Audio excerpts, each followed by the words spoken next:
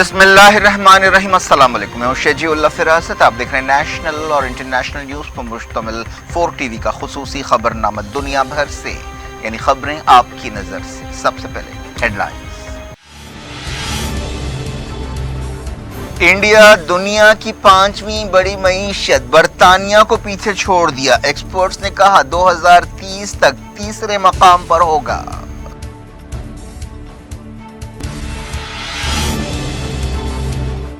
Iraq में हजारों लोग सड़कों पर निकल आए। सियासी निजाम में तब्दीली के लिए बड़े पैमाने पर मुजाहरे।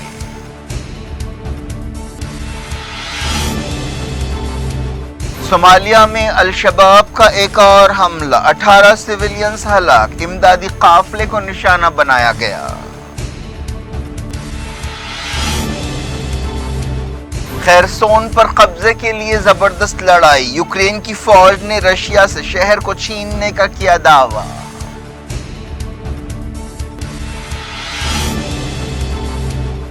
गोर्बाचोव की निजी आखिरी रसूमात, हुकूमत ने दूरी इख्तियार की। हजारों लोगों ने की शिरकत।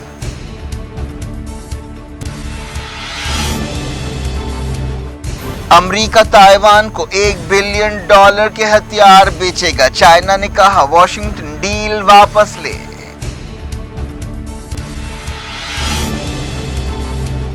फलस्तीनी नौजवान के चाकू से हमले में इस्राएली फौजी बुरी तरह जख्मी। हमला आवर को भी गोली मार दी गई।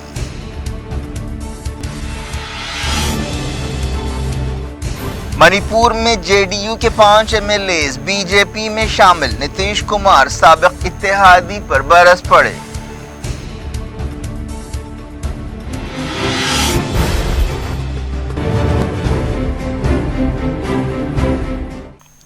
हेडलाइंस आपने देखी। खबरों की तफसील की तरफ आपको लिए चलते हैं। अफ्रीका के मुल्क सोमालिया में अल-शबाब के हमले में कम से कम 18 सिविलियंस हलाक हो गए। खबरों में कहा गया कि अल-कायदा से ताल्लुक़ रखने वाले अल-शबाब ग्रुप के दहशतगर्दों ने हीरान इलाके में इमदादी काफिले पर यह हमला किया, जिसमें खाने पीने की चीज़ें ले जाई जा रही थीं। इस हमले में ज़्यादातर लोग जलकर हलाक हो गए, कई लोग जख्मी भी हैं। अल-कायदा से ताल्लुक़ रखने वाला ग्रुप अल-शबाब कई बरसों से सोमालिया में एक्टिव है, जो सख्त शरई निज़ाम लागू करना चाहता है। पिछले महीने ही मोगादिशु की एक 5 स्टार होटल में अल-शबाब के हमले में 20 से ज़्यादा लोग हलाक हुए थे।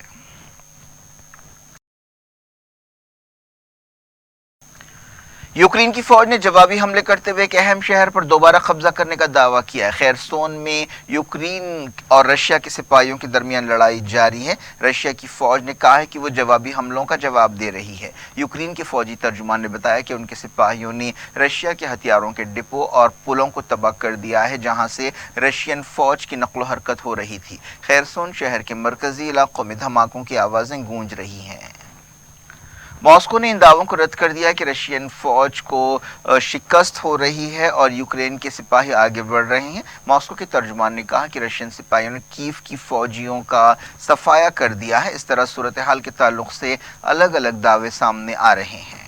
यूक्रेन पर रशिया के हमलों के 192 दिन पूरे हो गए हैं। रशिया की हुकूमत ने सोवियत यूनियन के आखिरी लीडर मिखाइल गोर्बाचोव को सरकारी आखिरी रसूमात से महरूम रखा। सदर व्लादिमीर पुतिन ने उनकी आखिरी रसूमात में शिरकत नहीं की। कुछ महीने पहले गोर्बाचोव ने यूक्रेन पर हमले की मुखालफत की थी। रशिया में गोर्बाचोव को कई लोग अच्छी नज़र से नहीं देख रहे हैं, जबकि वो मगरबी मुल्कों के चहीते हैं। गोर्बाचोव ने, जो 1985 से 1991 तक यूएसएसआर के लीडर थे, अमरीका के साथ सर जंग ख़त्म की थी, अफगान जंग ख़त्म की थी और सोवियत यूनियन उन्हीं के दौर में टूटा था। गोर्बाचोव का 91 साल की उम्र में पिछले दिनों इंतकाल हुआ था। उन्हें एक मशहूर कब्रिस्तान में, जहां रशिया की कई अहम शख्सियतें दफन हैं, उनकी बीवी रईसा की कब्र के बाजू दफन किया गया। कई लोगों ने उन्हें खिराज अकीदत पेश किया। पुतिन यूएसएसआर के जवाल के लिए गोर्बाचोव को जिम्मेदार समझते हैं। उन्होंने यूएसएसआर के टूटने को 20वीं सदी की सबसे बड़ी जियोपॉलिटिकल तबाही करार दिया है। क्रेमलिन के तर्जुमान ने कहा है कि पुतिन ने अपनी सरकारी मसरूफियात की वजह से गोर्बाचोव की आखिरी रसूमात में शिरकत नहीं की। इराक में हजारों लोगों ने सड़कों पर निकलते हुए हुकूमत में तब्दीली का मुतालबा किया। 2019 में भी ऐसे ही एहतजाज किए गए थे। 2019 के एहतजाज के ऑर्गेनाइजर्स ने ये एहतजाज किया। पिछले दिनों दारुल हुकूमत बगदाद में झड़पें हुई थीं जिनमें 30 से ज्यादा लोग हलाक हुए थे। इराक में पिछले साल अक्टूबर में इलेक्शंस हुए थे, लेकिन इसके बाद से कोई भी पार्टी हुकूमत नहीं बना सकी। बगदाद के अल नसूर इलाके में एहतजाजी जमा हुए। ये लोग बैनर्स और इराकी झंडे उठाए हुए थे और बड़े पैमाने पर सियासी तब्दीलियों का मुतालबा कर रहे थे। पिछले दिनों मशहूर शिया लीडर मुक्तदा अस-सदर के सियासत छोड़ने के ऐलान के बाद ये झड़पें हुई थीं। फ़लस्तीन की मुज़ाहमती तंजीम हमास और इस्लामी जिहाद ने एक फ़लस्तीनी नौजवान के ऑपरेशन की तारीफ़ की है। इस नौजवान जिसने चाकू से हमला किया इसराइली फ़ौज की गोली में मारा गया। ये वाक़या अल खलील या हेब्रोन शहर में पेश आया। इस वाक़े में एक इसराइली फ़ौजी बुरी तरह ज़ख्मी हुआ। हमास के तर्जुमान अब्दुल लतीफ़ क़ानी ने इस फ़लस्तीनी नौजवान के ख़ानदान से ताज़ियत का इजहार किया और कहा कि यह ऑपरेशन हमारे लोगों, हमारे शहरों, हमारे कैदियों और हमारे मुक़द्दस मक़ामात के ख़िलाफ़ काबिज़ ताकत बढ़ते हुए जराइम का फितरी नतीजा है। हमास के तर्जुमान ने फ़लस्तीनी फाइटर्स से कहा कि वो मज़ीद यहूदी आबादकारों और काबिज़ सिपाहियों को निशाना बनाएं। एक दूसरे बयान में इस्लामी जिहाद ने अल खलील या हेब्रोन में चाकू से हमले की तारीफ़ की। इस बयान में कहा गया कि हम इस शहीद का गम मना रहे हैं जिसने मुज़ाहमत का फ़र्ज़ अदा किया। यह हमला अल कुद्स और मगरबी किनारे में बढ़ते हुए इसराइली ऑपरेशन, हलाकतों और गिरफ्तारियों के जवाब में किया गया जायज़ जवाब है। इसराइली फौज ने कुद्स के एक फ़लस्तीनी खानदान का घर गिरा दिया है। फ़लस्तीन इंफॉर्मेशन सेंटर ने बताया कि सलवाल इलाके में ये कार्रवाई की गई। अफगानिस्तान की तालिबान हुकूमत ने कहा है कि वो इसराइल के साथ ताल्लुकात कायम नहीं करेगी। तालिबान हुकूमत ने काबुल में कहा कि हम काबिज़ इसराइल के साथ कोई ताल्लुक नहीं बनाएंगे। देखो, ईरान ने कहा है कि उसने रेड सी में अमेरिका के ड्रोन्स को जब्त किया है। ये दूसरा मौका है जब एक हफ्ते में अमेरिकी ड्रोन्स को जब्त किया गया। सरकारी टेलीविजन पर बताया गया कि ईरान नेवी ने जुमेरात को 2 कश्तियों को जब्त किया ताकि किसी इम्कानी हादसे को रोका जा सके। बाद में इन कश्तियों को छोड़ दिया गया। ईरान न्यूक्लियर डील पर सवालिया निशान लगा हुआ है। वियना में बातचीत की कामयाबी के इशारे मिले थे, लेकिन अब तक अमेरिका और ईरान के दरमियान तमाम मामलात पर इत्तेफाक नहीं हो सका। यूरोपीय यूनियन की तजवीज़ पर ईरान और अमेरिका ने अपने अपने जवाब दाखिल किए हैं, लेकिन ऐसा मालूम होता है कि दोनों एक दूसरे के जवाबात से पूरी तरह मुतमईन नहीं हैं।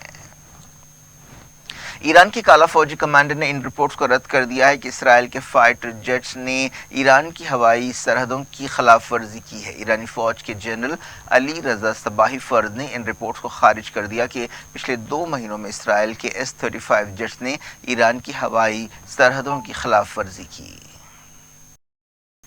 ईरान और यूएई के फॉरेन मिनिस्टर्स ने आपसी ताल्लुकात और दूसरे मामलात पर बातचीत की। यूएई की सरकारी न्यूज़ एजेंसी वाम ने बताया कि शेख अब्दुल्ला बिन जायद अल नहयान को ईरानी वज़ीर ख़ारजा हुसैन आमिर अब्दुल्लाहियान ने फ़ोन किया। उन्होंने आपसी दिलचस्पी के कई इलाक़ाई और आलमी मामलात पर भी बातचीत की।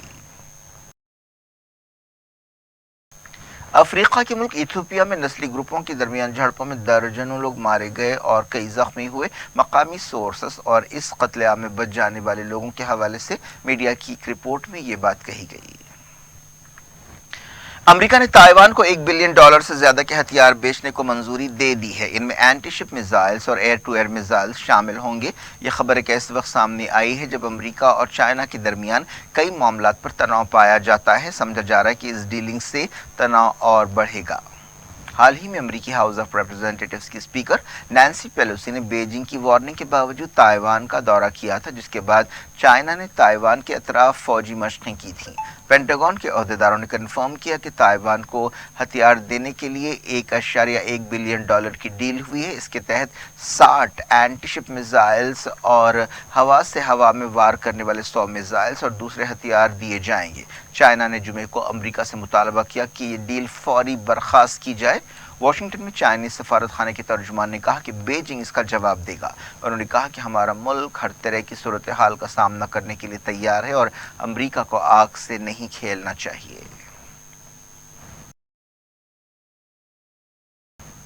अमेरिका के मौसम ओहदेदारों ने वार्निंग दी है कि कैलिफोर्निया में इस हफ्ते रिकॉर्ड गर्मी होगी और टेम्परेचर 46 डिग्री से ज़्यादा हो जाएगा। ओहदेदारों ने आवाम से कहा कि वो गर्मी की लहर के दौरान घरों में रहें। इंडिया ने बरतानिया को पीछे छोड़ दिया है और दुनिया की 5वीं बड़ी मईशत या इकोनॉमी बन गया है। वजीर फाइनेंस निर्मला सीतारमण ने एक ट्वीट करते हुए बताया कि इंटरनेशनल मॉनिटरी फंड IMF के अंदाजों में दिखाया गया है कि इंडिया ने इस साल बरतानिया को पीछे छोड़ दिया है। अब इंडिया मौशी तरक्की के एतबार से अमरीका, चाइना, जापान और जर्मनी के पीछे है। सीतारमण ने कहा कि 10 साल पहले इंडिया 11वें मकाम पर था। वजीर सेहत मनसुख मंडाविया ने कहा कि वजीर आज़म नरेंद्र मोदी की क़यादत में नया इंडिया कामयाबी की नई दास्तान लिख रहा है। मौशी एक्सपर्ट्स का कहना है कि फेस्टिवल सीजन के दौरान तमाम इंडियंस के लिए ये एक अच्छी खबर है और उन्होंने कहा कि इंडिया ने GDP के फिगर्स के मामले में बरतानिया को पीछे छोड़ दिया है और आने वाले दिन और ज़्यादा बेहतर होंगे। एक्सपर्ट्स का मानना है कि एक ऐसे वक्त जब पूरी दुनिया में रिसेशन का खतरा मंडला रहा है, इंडिया की मईशत 7% की शरह से तरक्की कर रही है।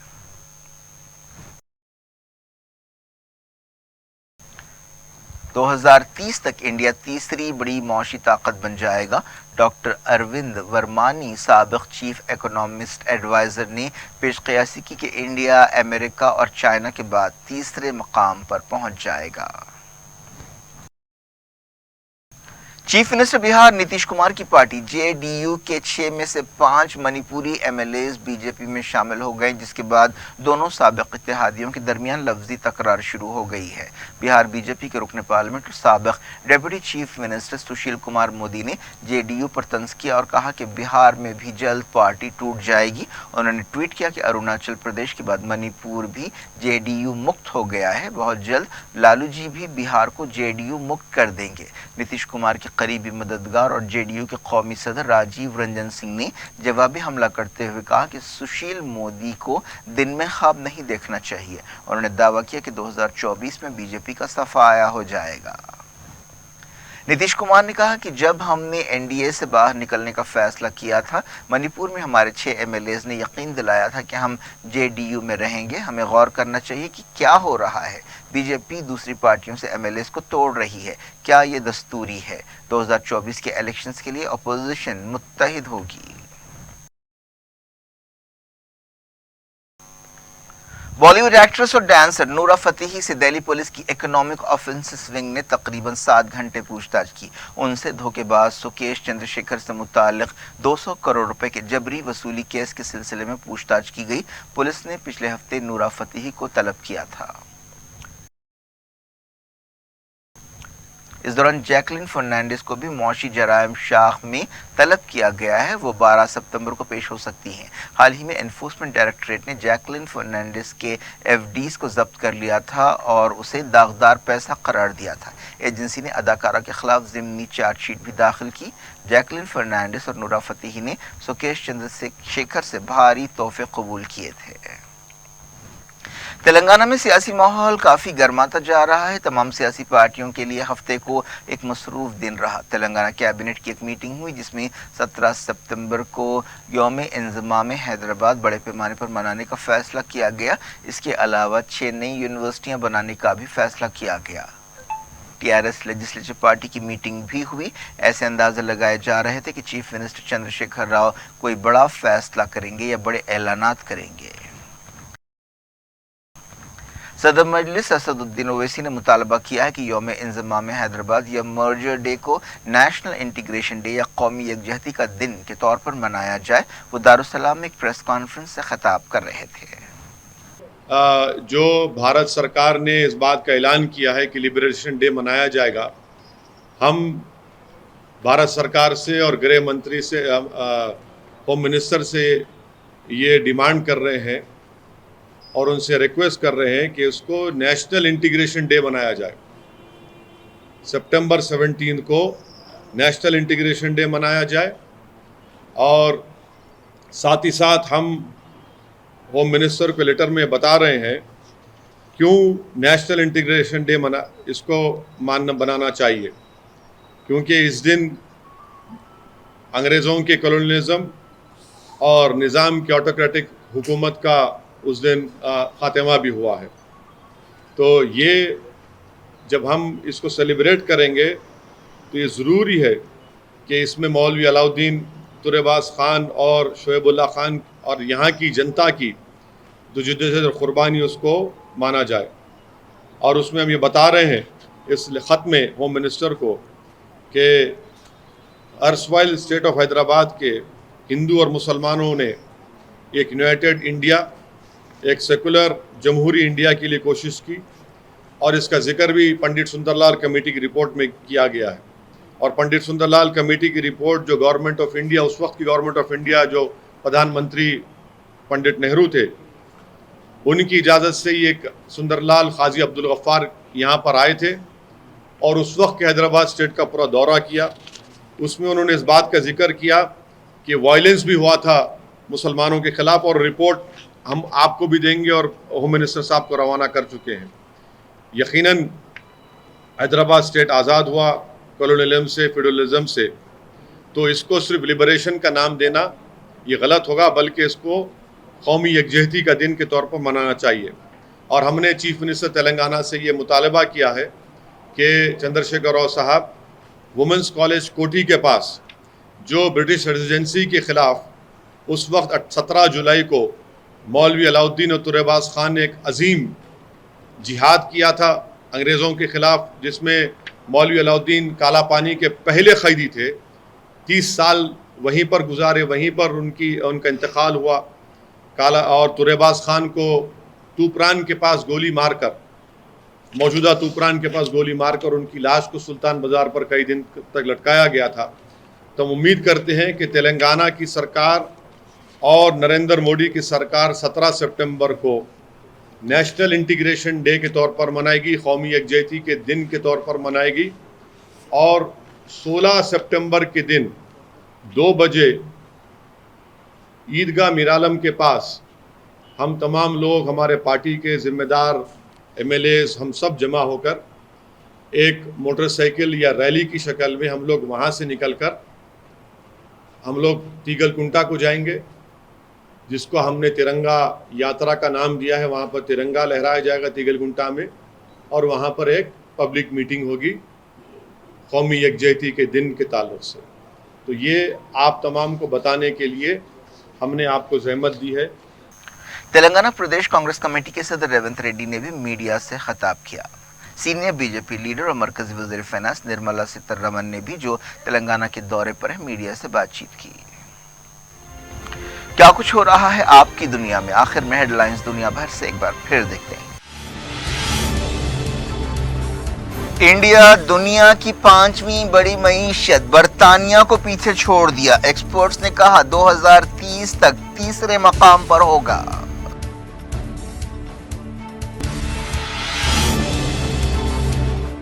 عراق میں ہزاروں لوگ سڑکوں پر نکل آئے. سیاسی نظام میں تبدیلی کے لیے بڑے پیمانے پر مظاہرے.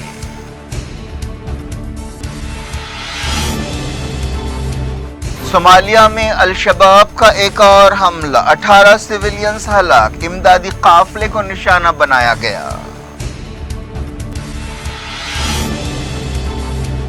خیرسون پر قبضے کے لیے زبردست لڑائی. یوکرین کی فوج نے رشیا سے شہر کو چھیننے کا کیا دعویٰ.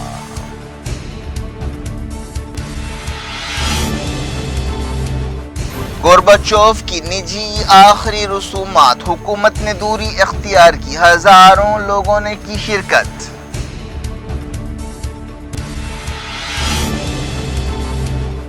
امریکہ تائیوان کو $1 بلین کے ہتھیار بیچے گا. چائنا نے کہا واشنگٹن ڈیل واپس لے.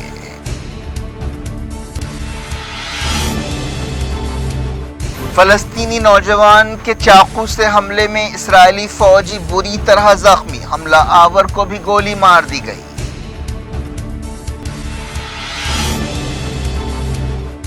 منی پور میں جے ڈی یو کے 5 M L As B J P میں شامل. نتیش کمار سابق اتحادی پر برس پڑے.